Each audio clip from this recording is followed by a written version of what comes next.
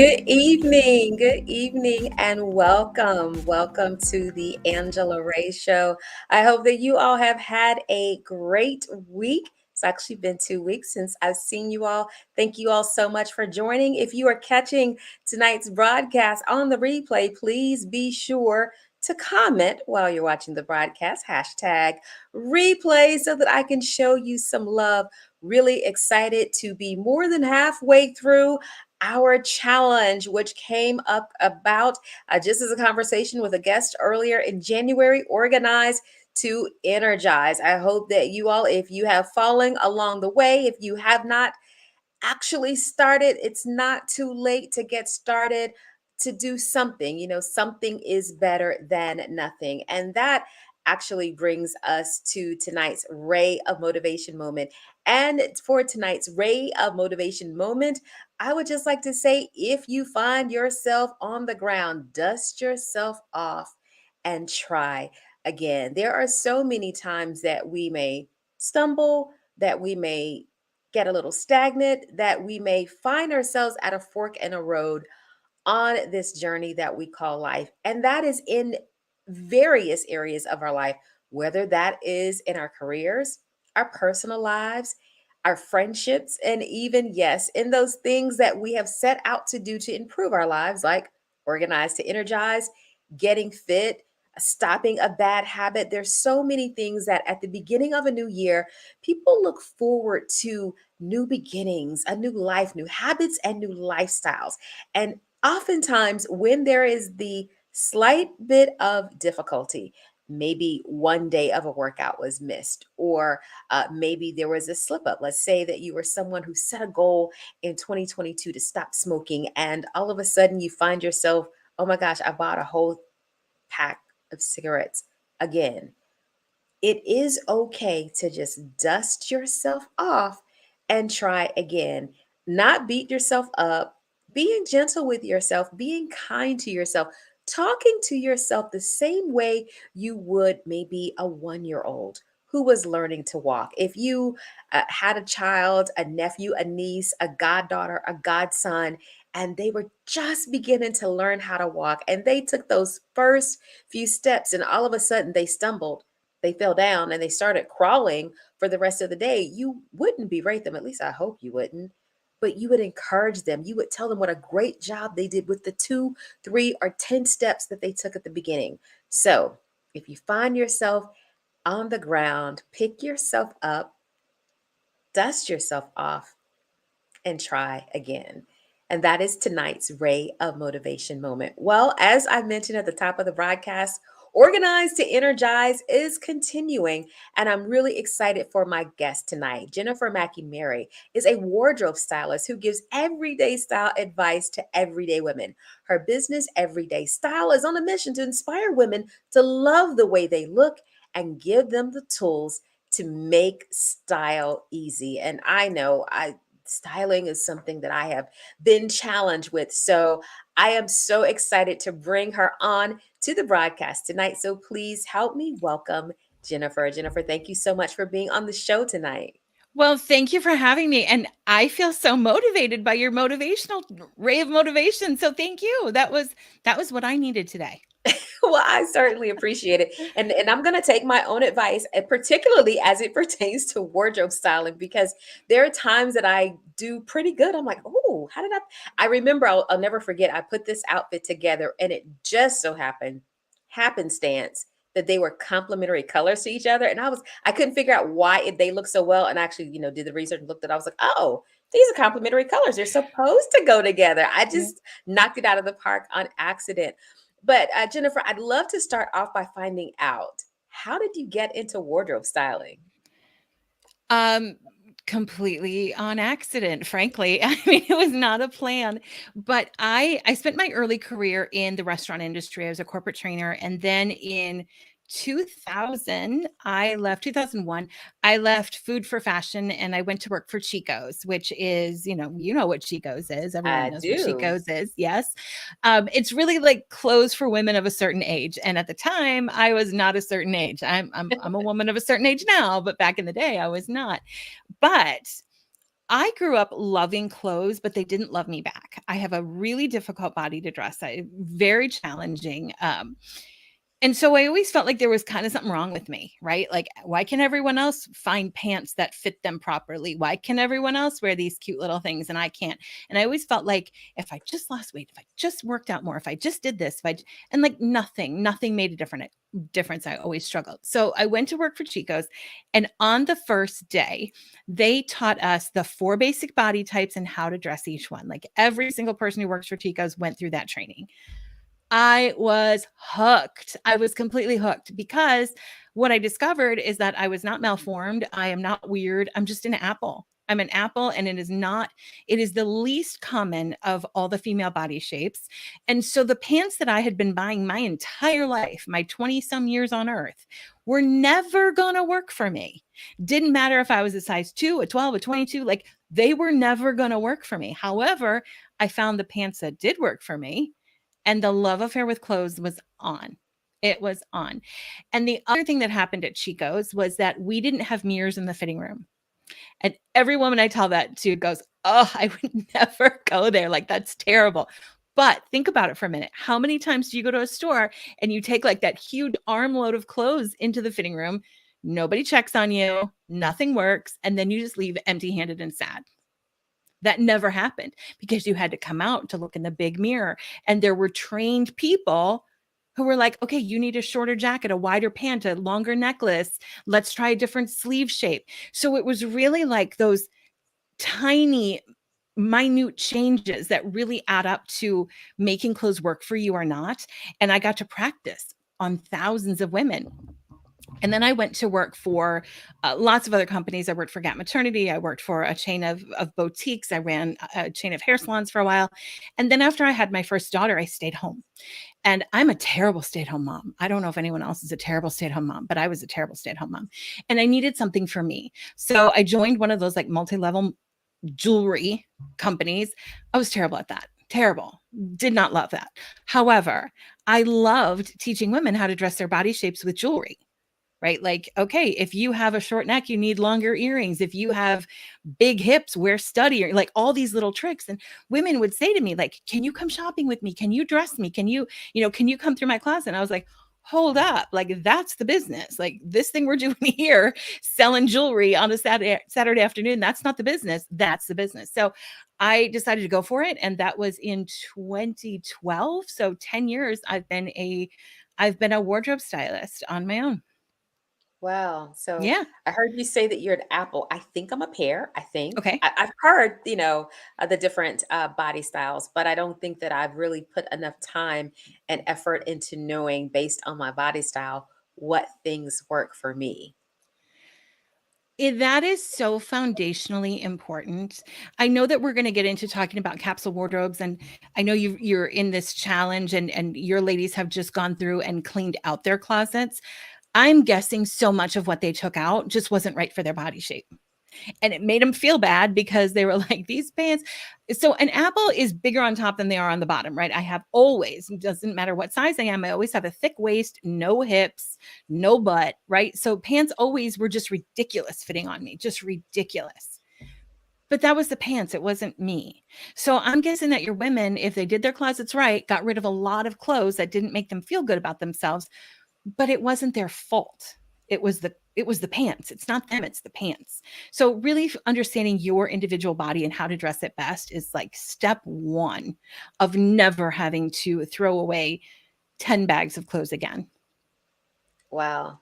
Now, we have a question from one of our Yeah. viewers who happens to be a man, and here is his question. Okay. Most men have a hard time dressing themselves. What tips do you have for us? Thank you, Edwin, for that question. Edwin, that is a great question. So I really specialize in dressing women, but I think that there's a lot of advice that carries over. And the first thing I would say is with any style goal, you need to begin with the end in mind. How do you want to look? And I always give the example, if I gave you access to all the art supplies in the entire world, and I said, make me something. You can use any medium, you can use any colors, you can use anything you want. You would create something. And then I'd say to you, okay, by the way, this has to go in your master bedroom or in your living room. You'd be like, whoa, wait, hold up. I would have created something totally different. So if you know how you want to look, you then buy pieces to help you get there. And it stops you from just buying stuff. And when I say stuff, I mean that stuff that just clutters your closet and weighs down your soul, but doesn't help you get dressed. And chances are you keep buying the same stuff, right? So I really encourage everyone to come up with three words, which I call style guideposts for how do you want to look? Do you want to look trendy, sporty, refined, or do you want to look artsy, boho, creative? Your wardrobe's going to look very different depending on the three words that you pick. And so already you're going to start to buy things with the end in mind. And the other advice I think that is universal, I don't care how old you are, what gender you are, anything. When something lights you up, when you fall in love with it, buy that thing. But also, don't buy anything else. Every single thing that you settle for that you're like, it's good enough. It's clothes. Every single bit of that stuff is stuff. You don't wear it. You don't want to wear it. You don't feel great wearing it.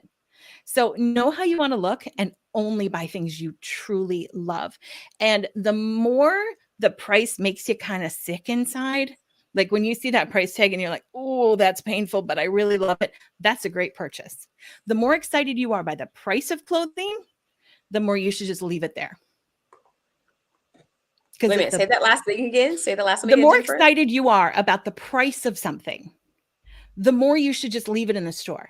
If the best thing about that because it's cheap. Those like, it's like, pants, oh my gosh, this is only $2 and it was originally $500. I got to get this. If the best thing about it is the price, that's the best thing about it. And price doesn't make anything fit you better, flatter you more, make you, smile when you open your closet or put it on. And you've just wasted time, money, and closet space. And those are the three resources that you have for building a wardrobe. Repeat those three resources again, because those are great. Time, money, and closet space. And we can break them down a little bit more. We spend time buying clothes, right? We have to find them and buy them. We spend time every single morning going through our clothes. Like all of that little time that you flip through your closet adds up a lot. We spend time managing our clothes, whether it is, laundering things, taking things to the cleaners, switching out closets. A lot of people have so much that it doesn't fit in one closet. So they're spending time switching out those things. That is a really valuable wardrobe resource. And then there's money. And I don't think we need to really go into how we waste money on our wardrobe, but you have to really think about the things in your closet that you spend money on should have value to you. They should have value. It's not about being cheap or expensive. It's about having value. And creating a valuable wardrobe is a good use of your money. And then there's closet space. When you open your closet doors or you open your drawers and everything is cluttered and you can't find anything and you start your day mad because you can't find that one black sweater that you have in there somewhere, or you start your morning frustrated. Jennifer, how are you gonna come on my show and talk about me to my face though? Do you feel seen right now, Angela? I feel convicted. You know what? I've been there. I've started those mornings. My sister and I call them clothes fits. We have clothes fits. And every woman, and I bet some men know, you're sitting there, you're putting things on and you're taking them right back off and you're creating this pile on the floor that now you have to manage before you can go to bed. That is a terrible way to start your day. So creating a closet, I encourage my women to create a closet that is the boutique that you want to shop from every morning. Okay. If you went to a boutique and it was just like, sorry, Macy's, but if it looked like Macy's on a Sunday afternoon, right, with just like piles all over the stuff, it's not a boutique-y experience. It's not like fun. It's just like, oh, here we go. I got to find something. So create a boutique that you want to shop from. Something where the clothes are made just for you, where every time you go there, you're like, oh, they have the best things here. Yeah, that's where you should be shopping every day. Wow. Like I said, I feel convicted. So as we were talking before we went live, we're in the midst of our Organized to Energize challenge. Mhm. I had a viewer a couple weeks ago mention that she got rid of 10 bags of clothes, and I had personally haven't gotten rid of any yet, but there's another week left. I Mhm. am curious though. I know oftentimes when we get rid of things, we think we're making space for what we really want, or we make space. Now we can bring in more things. That may be good, especially if we got rid of things. Let's say that we lost a lot of weight and we got rid of stuff that just really doesn't fit us anymore. We didn't Mhm. want to take it to get tailored. We just decided to, donate it or give it to a shelter. So for those items either that are left or as it's time to replenish, to really make sure that we have some amazing outfits. I know that there's this thing called a wardrobe capsule. And so I'd Mhm. love to talk for you to talk a little bit about that and maybe a couple of must-haves for the ultimate wardrobe capsule. Absolutely. So let's talk about the history of capsule wardrobes first. The term was actually coined in a London boutique in the 1970s, and the idea was that you would have this little core wardrobe, right? Which I think is what we would call like a must-have list. And they were the things that would never be moved out of your closet, right? Maybe they're your black pants, your little black dress, your white dress shirt, all of those things that pretty much everyone would put like on a top 10 wardrobe list, that you really invested in those.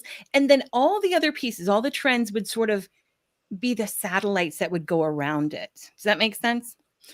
The term has evolved a little bit.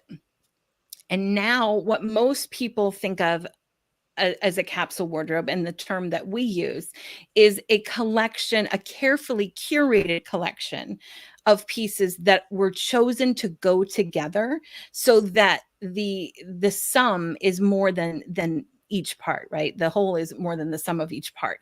So for example, our capsule guides, we create capsule guides every season. We have 39 pieces. It's always 39 pieces for us each season. We say there's 150 outfits, but really we say that because we don't want to stress people out with the idea that there are really probably 300 outfits they could create with that. I mean, at some point you're just like, okay, stop, that's too much. But and I had clients who'd be like, that's not that big of a deal, I can do that. I'm like, okay, cool, show me 39 pieces. And by the way, that is jewelry, and it is shoes, and it is dresses and tops and bottoms. It's pretty much everything except underwear and outerwear for a season. So by carefully choosing each piece to go with everything else, you don't have these like random one-off pieces that you can only wear one way. Everything, I'm sure everyone knows like Granimals. They were the kids clothing line from way back. I'm dating myself. But Yes. like monkey pants go with monkey shirts, right? And lion tops go with lion bottoms. This is sort of Granimals for grown-ups because every piece works with everything else. And so you mentioned before we went live, you had a little what looked like a mini suitcase. Yeah. That's the latest capsule that you're working on. You want to show that to the guests? Yeah, sure. So this isn't actually my latest capsule. This is a 10-piece mini capsule, but this is actually the size of this bag is a free carry-on, right? You know how airlines now charge you for everything. This is one of those free personal item sizes. And this bag minus 2 pairs of shoes holds everything you need for outfits for an entire month.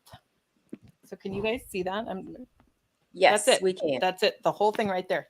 That's a month of outfits. That's 30 outfits. Wow. Yep. So, Yeah. so let's say there are people who are watching and they're like, okay, this is overwhelming. Give me Mhm. 2 or 3 must-haves for a good wardrobe capsule. What might those 2 or 3 must-haves be? So I am really anti must have because I Okay. hate these lists. I hate these lists that say you must have a white button down shirt. I have lived the last 25 years of my life without a white button down shirt, and I guarantee you I've gotten dressed every single day just fine. So a must have list is a very personal thing. So I kind of prefer to look at broader categories. So you need pants for the way you live. Does that make sense? Makes So for sense. some people, so let's say you need a weekend pant. For me, that might be like a comfy yoga type pant. Somebody else might say, I just don't like athleisure stuff. I don't understand those people, but they exist, right? they might say, I need a pair of jeans. Somebody else might say, I don't wear pants at all. I need a black skirt. So you sort of have to look at, you need a few bottoms, a few tops, a couple of layering pieces. There you go. But you have to individually look at, how do you live, right? So I would say a basic underpinning, and an underpinning would be something like a t-shirt or a tank. You need a basic one. You need one without any adornment on it. You need just a good basic neutral tee or tank. Okay. You need a neutral bottom. So for some, I have run into women who don't wear the color black. Again, I don't understand these people, but I know they exist, right? If that's for you, you need a good pair of black pants. If your neutral is navy, or your neutral is brown or khaki, then that's what you need. I think, and you really have to figure out how many pieces you need for your lifestyle. And one of the challenges that women make when they, or anybody makes when they go to create this capsule wardrobe, is that they try and put too many parts of their life into it. Does that make sense? There are some women who are better with capsule wardrobes than others, because the parts of their lives overlap a lot in terms of formality and wardrobe. So my life, I can wear the same thing I wear to work as I would going out with my friends, as I would going to church, as I would going out with my husband, right? There's no separation in my wardrobe. But I had a client back when I was still seeing one-on-one people, who she had a big job during the week. She was like a VP of an internet company, right? That's what she did during Monday through Friday. On the weekend, she and her husband had a little hobby goat farm, and she wanted a wardrobe that she could wear anywhere. And I was like, that's great, but there is nothing you can wear that is going to take you both places. So you sort of have to figure out, can I have one capsule for everything? Or do I need a couple of mini capsules because there isn't as much overlap in my life? And from there you say, okay, the first thing you do when you want to create a capsule is you choose your neutrals. The only way a capsule wardrobe works is with a defined color palette. Because if you have both black and brown bottoms, all of a sudden you go, oh shoot, now I need black and brown shoes, right?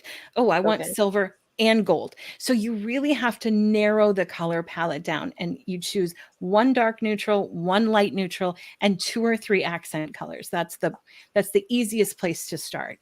And then if you're choosing a capsule for, let's just say sort of a smart casual lifestyle, which is what a lot of us live now, especially with all the working from home, it's okay, what's the dressiest thing that I do on a regular basis? All right, let's put something in there for that. What's the most casual thing that I do on a regular basis? Okay, let's choose bottoms for that. And then we start filling in the middle. Wow. And so you mentioned accent color. Let's say I Mhm. have a tan bottom, a white button down, and for my tank top, let's say I have a black tank top. Mhm. What would be some good accent colors that could go with that? The cool thing about neutrals is that they go with everything. So your accent colors should be colors that you love and you like to wear. And for women who are kind of retrofitting a capsule guide, or a capsule wardrobe, they're trying to make one out of what they already have. A good accent color is whatever you have a lot of. That's where you Okay. start, right? Like, let's not go buy stuff just to make this capsule wardrobe work. Start with what you like. And that is also how we keep a capsule wardrobe from being boring. A lot of people, when they look at capsules, they go, oh, I don't want to wear black, white, and gray every single day. I get it, right? I get it. You can put pattern in, you can put color in, but you just have to be strategic. So just like you were mentioning with the complementary colors, a great idea is to choose accent colors that work together. So the capsule wardrobe that we have that's going on pre-sale tomorrow, it actually has pink and green in it, right? Our neutrals this time are navy and white, and then we have pink and green and a French blue. So you could mix any of those colors, and we have some outfits in there that are not neutral at all. They're not neutral. They're loud. They are loud in a good way.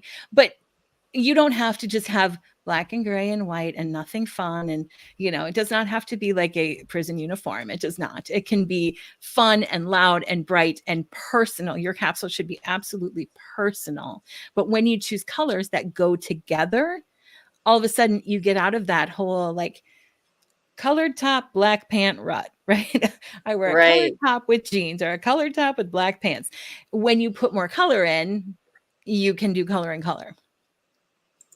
Okay. So I have on the screen the website to get your mini guide. And so tell us a little bit about the mini the mini capsule wardrobe guide. So that is what you just saw in my clear bag. That is 10 pieces that combine to make 30 outfits, a month worth of carry-on, a month worth of outfits in a carry-on. The colors are black, white, camel, and with a little bit of leopard print, not because I wanted to be neutral and boring, but because I just have a love of black, white, and camel. I just love that. So yeah, that's what it is. And it has a couple of pants, it has a skirt, it has a couple of tops, it's got layers. It's kind of geared toward the cooler weather, but you can absolutely work it a little bit to make it for warmer weather too. All right. And as we start to wrap up, any final thoughts for those people who may feel a little bit intimidated by even getting started? A, putting a wardrobe capsule together, or B, letting go of things that no longer serve them? Oh goodness, I have so many thoughts on both. Let's start with the capsule wardrobe hesitation. Really what you do is pull out the things that you love to wear in your closet. I bet you have a good basis for a capsule wardrobe, right? I think we kind of complicate style a little bit, that we've confused ourselves.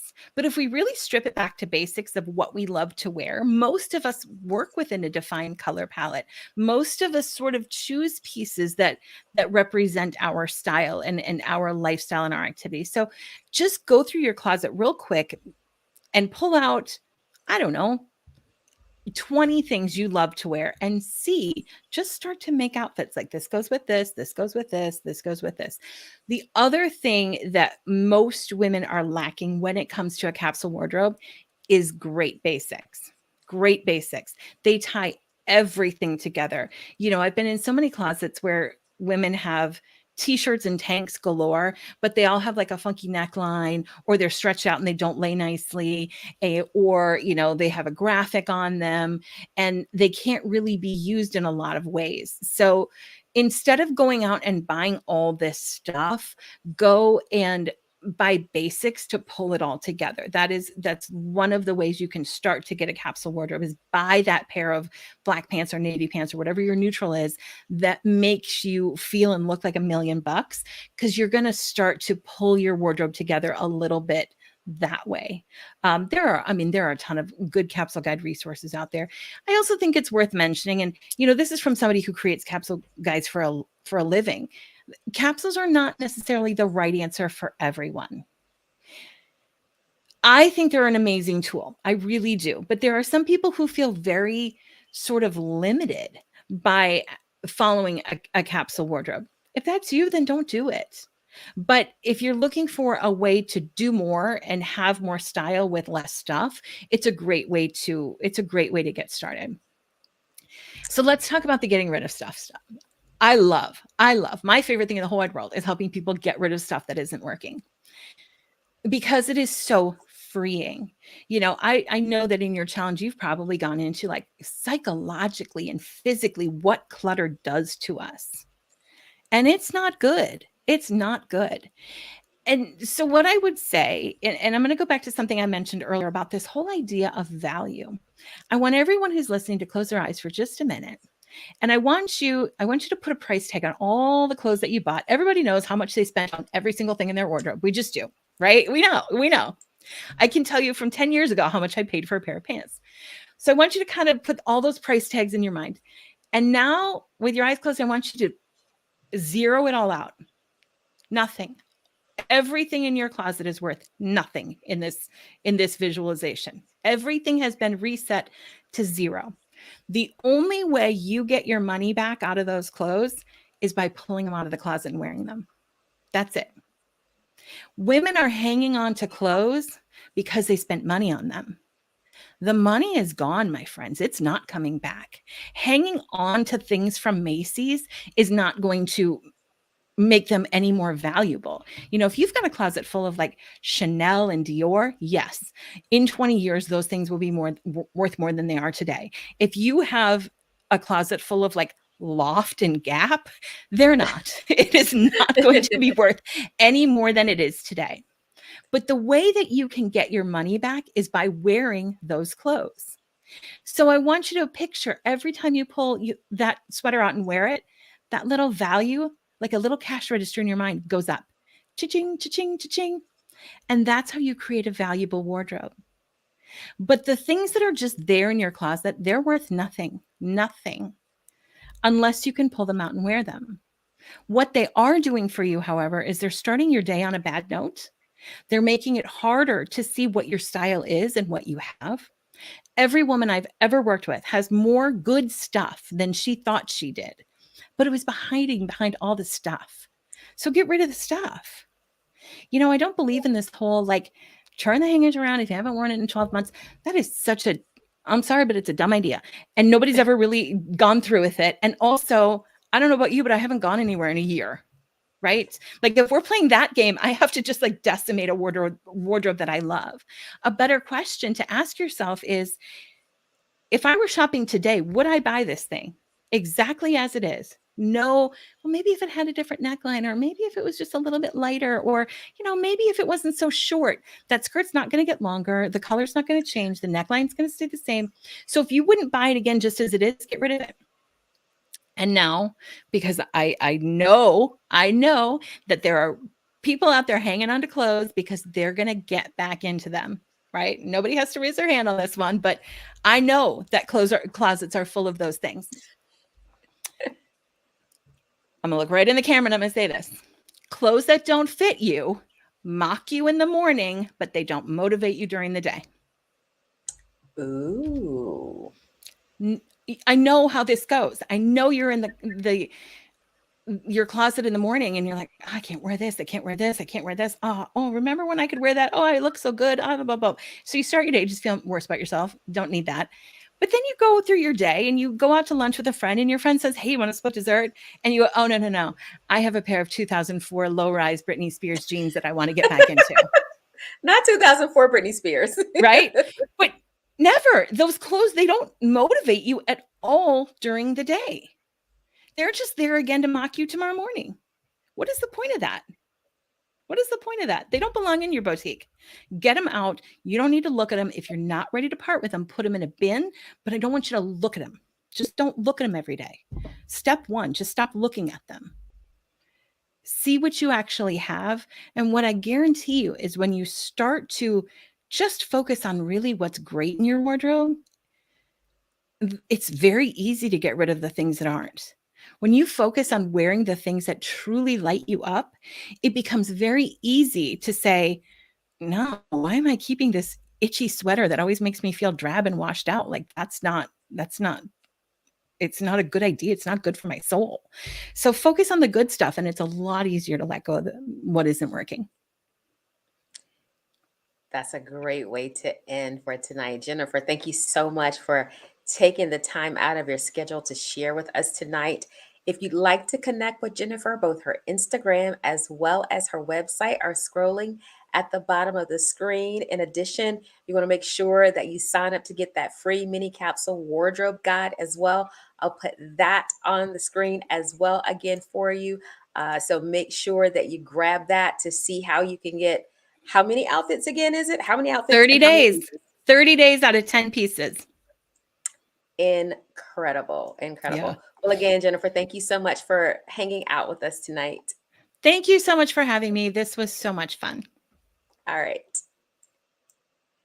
Well, that is it for tonight's Angela Ray Show. As always, I would like to remind you all of Ray of Motivation number 54.